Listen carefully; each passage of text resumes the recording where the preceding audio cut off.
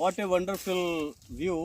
Back drop చూస్తే ఎక్కడో కొడైకెనాల్లో లేకుంటే ఊటీలోనో ఉన్నట్టుగా భావిస్తే అది పొరపాటు. మా ఊరికి చాలా దగ్గరగా మంథినికి జస్ట్ 3 కిలోమీటర్స్ స్ట్రీమ్లో, అంటే ఇదే గోదావరి పైన జస్ట్ 3 కిలోమీటర్స్ మా మంథిని రేవు ఉంటుంది. దాని తర్వాత కిందికి వచ్చాం. దీనికి పర్టికులర్గా ఎల్మడుగు అని పిలుస్తారు.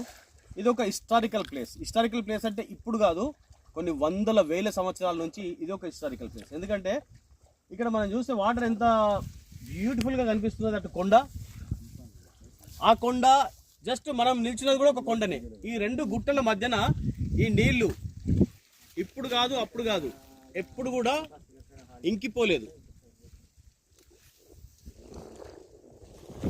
ఎన్ని ఎండలు కొట్టినప్పటికి కూడా, ఎండాకాలం కూడా ప్రతి నది కూడా, జీవనది కూడా ఎండిపోయిన దాఖలాలు చూసాం. బట్ పర్టికులర్గా మా మంతిని గోదావరి తీరంలో ఈ పాయింట్ ఎల్మడుగు అనేది ఏదైతే పిలుస్తారో, ఆ ఎల్మడుగు అనే పేరు ఎందుకు వచ్చిందో నేను చిన్న స్టోరీ వినిపించే